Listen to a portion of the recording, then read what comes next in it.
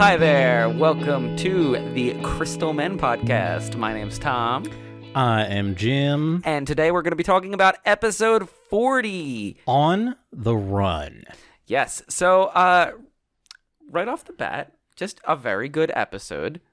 Some really good Amethyst lore slash, digging into her emotions a little bit. Also, I'm sorry. I keep loving that we are literally exactly 11 years after this episode aired. So we're recording on the 4th. This episode aired February 5th, 2015. Dude, we're nailing it. It's almost perfect. I think I synced us up perfectly, but dude, we are synced. We're baby. Synced up. We are. Yeah. So sorry, I cut you off. No. How dare you? Yes. Also, sorry about last week. The snow here was miserable. Don't do what? Don't. Everyone hates sorry, I haven't uploaded last week, guys. Oh God. Everyone hates that. But I am sorry. All right, you can be sorry just this once. Okay. So anyway, episode opens up with Steven reading because he is still grounded from TV for. How was it? 1,000 years? I think it was 1,000 years. From the Maheshwaran's episode. Yes. And he, you know what? This is kind of a good turnaround for Steven, becoming kind of more of an intellectual individual because it is, yeah. Yeah, he's finally starting to read. He's starting to take himself more seriously, the gem stuff. So I really just love the books that he's reading. So he's reading a series called The No Home Boys. No Home Boys. Which I guess it's kind of a couple things. And this is where my annoying history nerd side comes out. Let's hear it. Well, I mean, the obvious thing is the Hardy Boys. It Yes. feels like it's some kind of which I believe were from the 50s? I think around there. But also they're more it's a those are detectives. series. So that's why what I was going to say, to me what's interesting is that this feels more like apparently I'm looking at this. Apparently this is based off something called the Boxcar Children. Oh. And is this done by who I think it was done by? No. See, I was kind of thinking Huckleberry Finn. These are Gertrude Chandler Warner books. This is interesting. So I was thinking there was a... Sorry, I'm just reading the wiki now. I can't remember the guy's name, but there was I'm sure you remember back in probably U.S. history class, there was a really big trend of novels, kind of penny novels for children, yes, in yeah. the I guess the Gilded Age, and it's all these stories about children Not pulling running away themselves from home, up by their bootstraps, and I'm just a bit of a shoe shine boy, but today I get to shoe shine for Mr. Rockefeller. Yeah, I'm going to earn 3 pence today. But the one book is called the most heinous name ever by accident. Oh, no. I'm so mad that I can't remember what these books are called. Let me look up Gilded Age. We haven't even got anything All right, into the so plot of the episode. I'm going to look this up while you... regale us with the next steps of this episode. Okay, you got it, Chief. So Steven is reading, and then the rest of the gems come back from the warp pad, holding all of the repair orbs. I don't know if they had a name or not. So, okay, interesting. In the wiki, they're called flask orbs, I believe. Oh. Or flask drones. I just saw it. Now I'm looking at the No Home Boys page. Which... Flask robinoids is what they refer to. Flask robinoids. Which... So, and yeah, kind of what we were talking about, what is their long-term plan here? Their plan, I guess, is to just occasionally go back and clear them out. So that's what I mean. Are we From the warp assuming zone. that this was the initial set of robinoids that Peridot No, deactivated? she made them self-destruct. She made them go on the homeworld warp, and they all self-destructed. Okay, So I was about to say, so they being just sent. left them there and didn't bother, but so they're just actively going all the time to. They don't have a plan. They have zero plan on how to actually deal with Homeworld, which I mean makes sense considering there are 3 gems versus an entire planet. But regardless, they bring them all back into the house, and Steven is interested. How does it transition into them talking about the kindergarten, though? So I basically literally just watched the episode. I just got so distracted by books. Really, the big thing here is that this is the first time that Steven actually gets kind of told what the history is of the gems. Why are the gems here? Pearl very succinctly explains, look, we decided to make Earth our home because the gem the homeworld actually wanted to destroy Earth. I don't know what she says exactly. They were doing something bad, at which case Amethyst, kind of goes off to the side a little angry. Yeah, she's already being set up as like not part of the group here, and so Steven makes the joke. He's like, we're like the no home boys. We don't got no home. And Pearl's like, Steven, we're like literally in your house right now. Like we made Earth our home is like kind of the point. But this is the first time that we're ever like given this before. Yeah. I mean, again, it's always easy to look at it in hindsight, but I mean, before that, the gems were just kind of thought as that like cartoon hero group of the week. I don't know. Like, I feel like cartoons of this era just kind of established that there was some group that was just, I guess, doing heroics and adventuring, but we didn't have any type of reasoning behind it. So it's nice to kind of get that transition into a little bit more of the gem story. But then Steven's like, let's just be the no homeboys. Because this is like the really like ultimate early Steven. We didn't say like this is an amazing season 1 episode. This episode is crazy. Once again, it feels like it should be way farther into the series, but this is like a great Steven kind of on a flight of fancy. Like I keep saying, I'm like Steven's biggest fucking defender. Steven is almost never wrong in like a choice that he makes, but he does like let his little kind of fantasies get him into trouble. Yeah, so I mean, literally later in the episode, he calls it pretend. Yeah, and that like to him, he's very much. And this is very funny because I feel like a lot of book readers do this. They get very like wrapped up in sort of like the fantasy of a world, like. Yeah, the idea of it, like, oh, this would be so awesome to be a part of. Like, I love the Song of Ice and Fire series. Oh, God. And there are times where I have thought, like, oh, I would love to be in that world. But No. That's the worst thing. Like, Steven is romanticizing being homeless, being like a hobo, traveling the rails in boxcars. Like, this is a terrible lifestyle, which he recognizes immediately when he runs out of food after, like, 10 minutes. For me, the hard cutoff would always be, like, nothing before toilets. Yeah, that's a good point. I mean, not having a toilet would be very like a readily available. I'm not sitting in hard. like a Roman forum just shitting in a hole next to my fellow citizens. Honestly, I'm gonna romanticize that a little bit. I think there'd be two bros talking about. It would be kind Pax of Romana. funny. It would be kind of funny to be like farting and shitting in like a hole next to a guy. And then he's like, "Dude, good shit." Yeah, like they're just looking at you like red faced. Just okay. Here is my. You know how like a lot of times we don't understand exactly like what things were back then because I understand everything. We only have like stone. The only thing that's around are the stones. Sure. Maybe they had like cloth and like curtains that came down from the ceiling. You know that's a that good would point. give you a little bit of privacy. And those just wouldn't survive. I'm gonna just make that my headcanon because otherwise I cannot imagine sitting just directly. What if we were to hanging out? We are like literally in this. What if we were both shitting right now? Shitting like right in this now, distance, like 2 feet away from each other. I mean, if it's normalized, I guess you're just kind of like, all right, Steven's shitting. Bet they all thought they were gonna get this episode just talking about shit. They were like, one of the most anticipated season 1 episodes of kindergarten. We're talking about like shitting next to each other, holding hands. So Steven and Amethyst have their first song together, I believe. I think so. I believe the first Amethyst song. Has Amethyst Amethyst sung yet? Ever had a song yet? No, has she though? I don't know if she's actually like sang. I can look it up really quick, I guess. Well, I can't find that book. It's gonna kill me. It's just gonna bother him forever, but that's okay. So they're singing, they're having their montage on the trains. Weirdly beautiful animation of the train for some reason. Incredible. And just a very pleasant like background. I mean, the area around Beach City is so nice and like rural, and we'll see that more with Peridot and Lapis Lazuli when they get their little farmstead. But like I would love to live in a place like Beach City where it's just like, all right, the surrounding area is just all nature and rolling hills. Kind of gives like a Mistress from Fullmetal Alchemist a little bit, but oh, I can see that. Oh, I guess okay. Technically, I think she might have sung in Steven and the Crystal Gems when, like, but this is the first like real Amethyst, Amethyst singing song. Sure. And so they're on the train and the raccoon that attacks Steven earlier in the song steals his food, which was very funny, funny little bit. And Steven realizes that actually being homeless sucks. And Hay is super uncomfortable. I can't go near this stuff because I will immediately break out. All right, I found it. You found the book?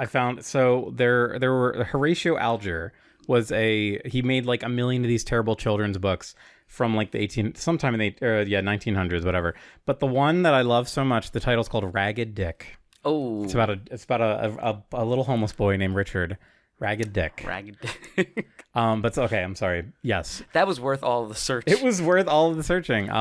So yeah, but no, I really like the little details here. We just get so many beautiful, even like shots of Beach City. We get a lot of like, I don't know what you call it. Like, I don't want to call it a pull-out shot because it sounds like sex, but like, it's like a distance. We get like a really nice, like a lot of like these a wide shot of the whole area. Shot, that's good. Like these almost isometric. I still just can't get over how superbly detailed that one frame of the train was. It's really funny because that's the beauty of animation. Like, you only have to show it once for like 1 second, and then like it lives in your brain in the scene.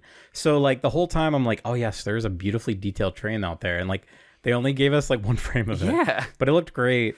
I will just keep doing tangents if we don't keep going, so I'm gonna stop myself. I'm sorry. So Steven's complaining. He's saying he wants to go home now, and immediately this was all just play for him, a nice little outing with Amethyst, but she wanted to leave. She wanted to run away after that, which I will say is a very like classic teenager juvenile sort of thing, and like it's she showcasing is just very that coded. She is still a child herself, basically. But she mentions that she was born on Earth because Steven was trying to figure out, why isn't she in agreement with the other gems if she was from space too? Yeah. And so, she's like, no, I was born here. I'm an Earthling just like you. And Jimmy made a really good point when watching the episode of like, it's interesting to see her have all of the lore because she's the one character that's unable to explain it properly because it's Amethyst. So it's really cool to kind of have that. It's almost genius because you're able to, because like I remember like watching at the time, like when season 1 was airing, like you're just kind of eating any scrap of lore you can get. You're hungry for it. And I'm trying to think of like another example, but I can't think of another one off the top of my head. But like, having the character that not only doesn't know about the lore, but doesn't care. Like for Amethyst, this is an entirely emotional experience. So, like, this is where I grew up. This is important to me. And we learn later on that this is her kind of embracing like sort of a dark side of her history, of like the gem history. Yeah, well, she doesn't care about Homeworld really, or any of the issues surrounding the war. I mean, she is a post-war gem that they found, really, right? Like she came out way later than the rest of them. Yeah, so she says... We don't get that this episode. She says that she lived there for a while before the crystal gems found her. So we really don't know how long, and like we don't know if, like at this point, we don't really know if she had like any friends. Well, I mean, she's talking about all like the rocks and basically treating them like, oh, like this was my favorite place to hang out. Like this is my favorite rock. So she was by herself the entire time, which is pretty crazy. Because I remember later episodes we see like she couldn't even talk, right? Yeah, I think so. Which I think... I'm trying to remember if it's explained. I think gems come out like fully formed. Like I think they come out with all their memories and knowledge. But like, I think it's because she was kind of half baked and overly baked, I should say. Yeah. Which is why she's not like the normal size of the rest of the amethysts and everything that we see later. But regardless, she's showing Steven the kindergarten, which the immediate turn from like natural beauty to just completely devoid of all life. Yeah. And it's literal. I mean, I love the imagery of the kindergarten and like the machines that are just literal bacteriophages. Yeah. Because the gems were a virus to Earth, just trying to propagate and grow at the expense of like the energy of the Earth. I mean, I think Amethyst even uses that term. I think she says she refers to herself as like a virus or evil. It was something like bad bacteria, like that the crystal gems were trying to get rid of. And it's, I mean, it's true. They're just a foreign invasive species, effectively. Yeah. They're just extracting like all life, like not like plant life, like literally everything. It's just like we even see like a what is it called? Like a bull skull. Like nothing survives. No. And it's interesting to kind of think of like, what are they extracting exactly? Like are we assuming that like the Earth has this life energy then that can just be taken? Because I mean, nothing can grow here anymore. Like they make a point in later episodes to try to grow something. So like, what is it kind of like Final Fantasy VII? Like we're The life stealing, force. yeah. That's like such Mako, an interesting idea. Because I mean, soil can be like, it can be refertilized. It can be. Yeah, I think like this is such an interesting idea because ultimately, like, what is soil? Like, what is Earth? Like, Earth is just kind of a lot of like little creatures, like very like microscopic creatures that are doing like all these natural processes. There's okay, so I've brought it up before, but there's a manga that I adore called Land of the Lustrous, Hoseki no Kuni. Kind of similar to Steven Universe in a lot of ways. Like the characters are all gems, like they're all based on gemstones, but their whole bodies are made of those gems or element or whatever. Yeah. So part of it is what keeps their like form together, and it's referred to like very like esoterically. They're called like these little inclusions. So it's implied that they're some kind of like organism or something that's like kind of symbiotic relationship that's kind of going on. Yeah, that's kind of part of their being that holds all their gem bits together because they're effectively just entirely made out of like whatever gem they are. So like, to allow them lapis to lazuli is like a gem, yeah. And so the inclusions also can like adapt and evolve. Like the main character early on loses both of her arms and legs and her inclusions are so like special and interesting because manga that she's able to like take on new like material. So she gets like gold becomes like an element that she can take within herself, and like it makes arms out of gold, and then it's neat because she can like kind of melt the gold and do fun magic stuff with it. Yeah. And her legs are like a not pearl but similar there's a name, it's like another like biologically created gemstone. But yeah, whatever. So I just like this idea that there's something kind of like inherent, because like what the gems themselves, like their gem is like the essence, like it's a source of all of their life and energy. But yeah, it's like what powers the gem? Is it like where does that come, where does that sort of, because like we know that their bodies are just like hard light constructs. Yeah, but considering they have this power and they don't need to take in food or other energy to sustain themselves, I mean it has to inherently just be in the gem. So I guess the implication is kind of like you're sapping like past and future and present energy from the Earth to give to each of these gems so they can permanently exist.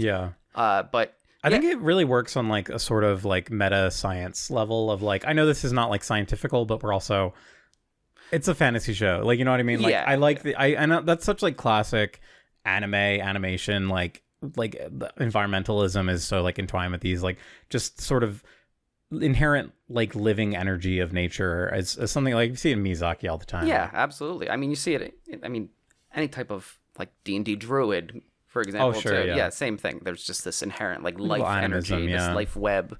But regardless, Steven is pretty accurately or pretty reasonably creeped out. Which I really love this scene. This is such a good, like, normally Steven is the excited one. Having Steven be like very uncomfortable here. Yeah, because he knows that this is a bad place. Like he can feel it within himself. And meanwhile, Amethyst is just running around, excited to show Steven all of her This is my stuff. whole. So okay, I looked it up because I was curious. So that the manga that like everyone knows, like where body shaped holes appear in a mountain, by Junji Ito. It's called The Enigma of Aramagi Fault. Yes, very creepy. Came out in 2002. So it's already been out at that point. Yeah. So this, you could say that this might be a reference to that. I would not be surprised if somebody from the Crewniverse at this time had read Gyo, which I think that was published with Gyo. I'm sure this took inspiration from that. I mean, and the way she even slides into it, because that's part of the short story, is that like once you enter your hole, because it's so perfectly made for your body that you start to just kind of slowly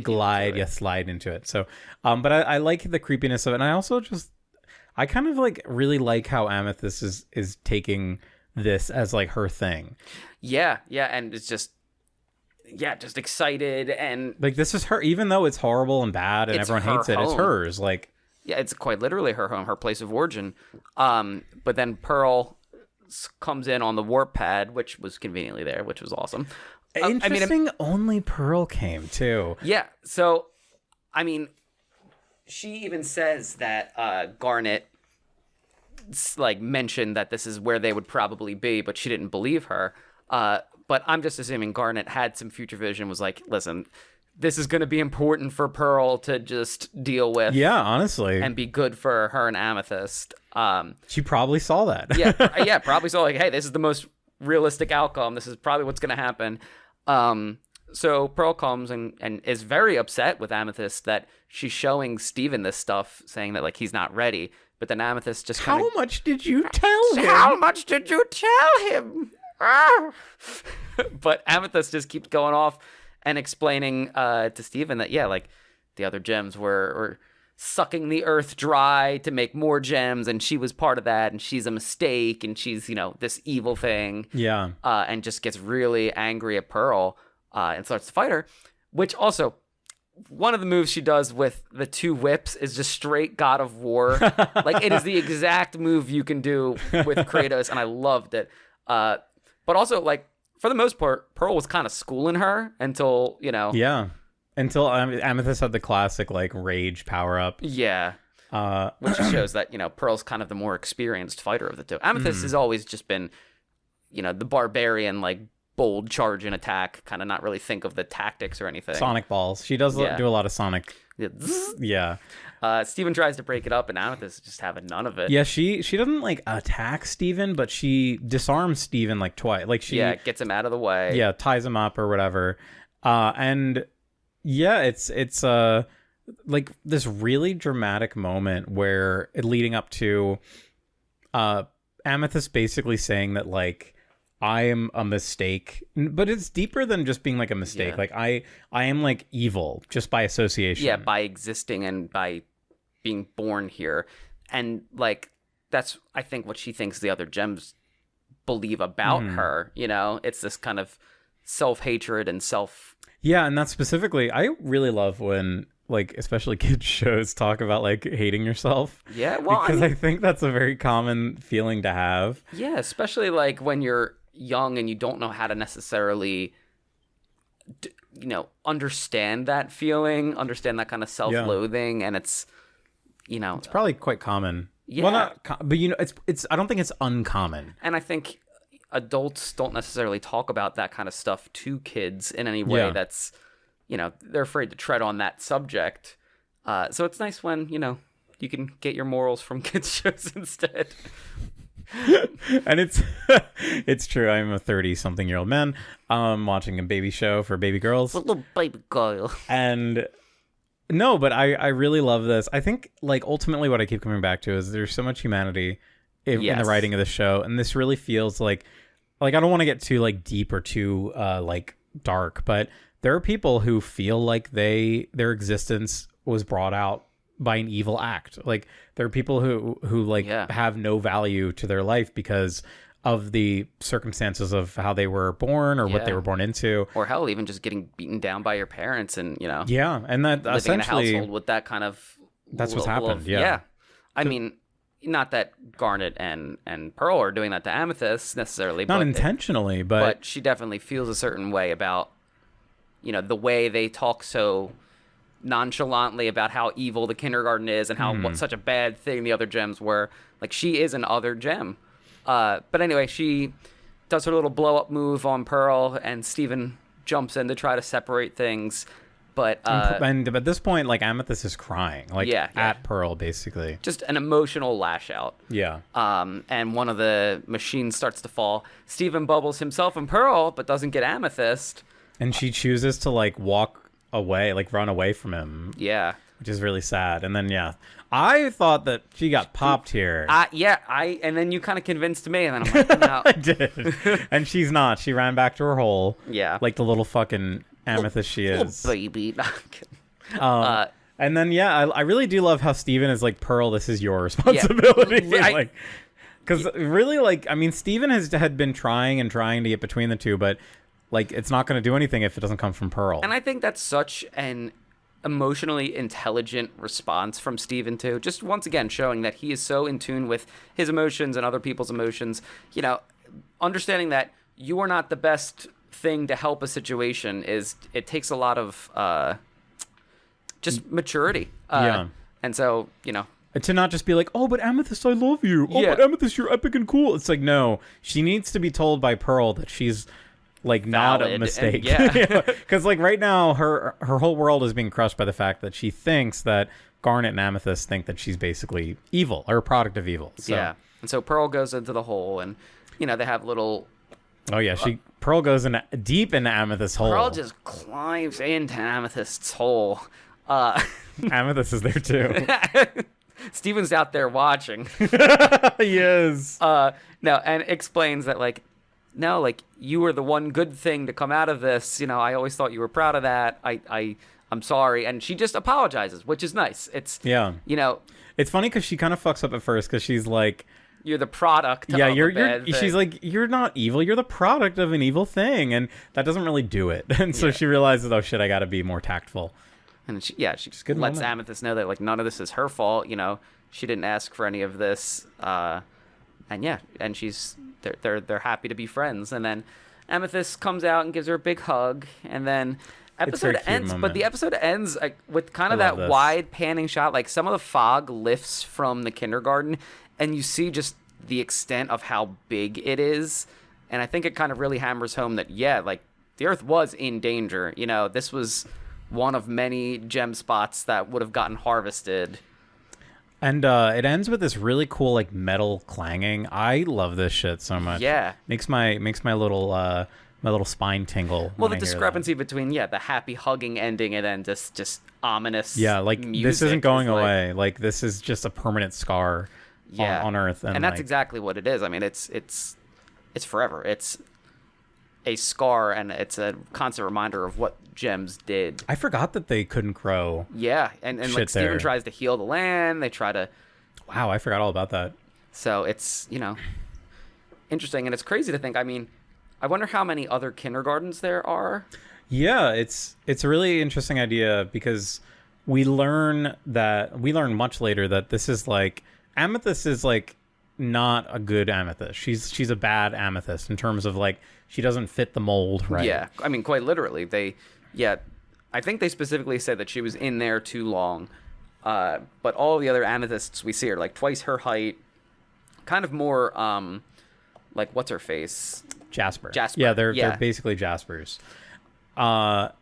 Something too, and I watched a video or something kind of recently that touched upon this, but I don't remember this, but Peridot talks to Steven about this too, about how she's also so I think they call it there's eras. I don't know if I've forgotten about this, and they probably talk about it later, but era 1 is basically when the diamonds were formed.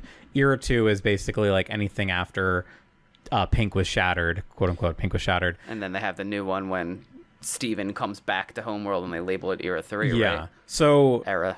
It's kind of like Lord of the Rings-y, I guess, in that way. But the thing with Peridot is that she mentions Era 2 Peridots did not they need to use technology to enhance their powers because they didn't have enough. Because they specifically don't have power. That's the thing is we don't have powers is the line she says, which later we see that it's not we true. learn that she's Magneto. But it's interesting, and I mean, going kind of back into the whole life energy thing. Yeah, it's a resource war for them. Yeah, they harvest these planets for the energy to make new gems. I mean, that is your reproduction. And I think this is really where we get the idea of the gem empire as sort of a existential threat, sort of committing these global genocides. Yeah. It's never ever explicitly confirmed that they kill. If I don't, maybe I'm wrong, but they're not actually doing genocides. Not necessarily against sapient life, but definitely, I mean, you can make an argument. Yeah, destruction to anywhere they colonize. I mean, they wanted to do it to Earth. That's I guess our contentious point here, because later on people are why did they redeem the diamonds at the end? It's well, so here's the interesting thing, just to kind of get into it for a second, but in any ecosystem, let's say, there's a feedback loop. Animals are converted into nutrients for the plants, which then use the sun and then, et cetera, the circle of life.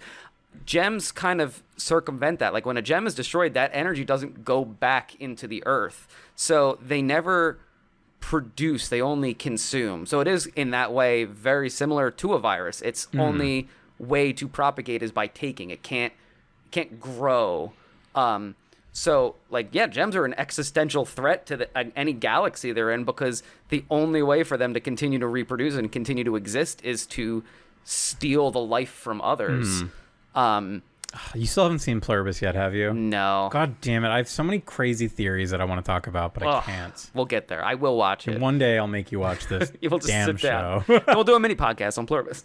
But no, I really like this idea of the gems sort of being like literally like this dangerous, almost autopilot kind of, because they're doing like what any living organism would do. Yeah, they're just trying to grow, but them growing can't coexist with other life, specifically humans. But yeah, so I really, really love this episode. Just incredible performances. I mean, Amethyst voice actress really nailed it this episode. Stevens, he nailed it too. Like, he had a lot of good the sort of like the way that he's like the cautious, sort of like worried, like, oh, this is wrong, but not really understanding it. But no, just all around great episode. Very ominous, but also very beautiful imagery.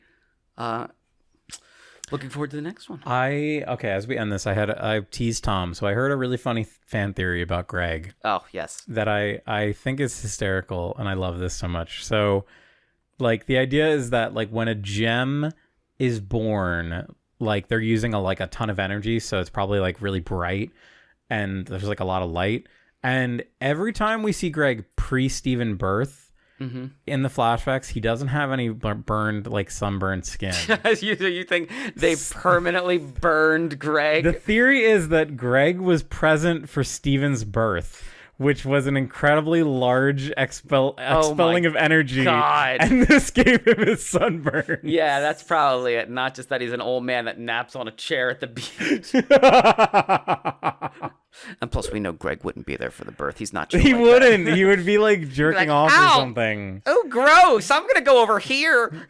Oh, I'm not sure what about that. Stew ball, you're all covered in placenta. All right.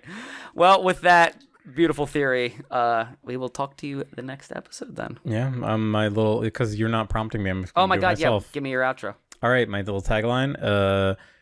Amethyst, don't go in that hole. Beautiful. Nailed it. 100% worth it. Bye.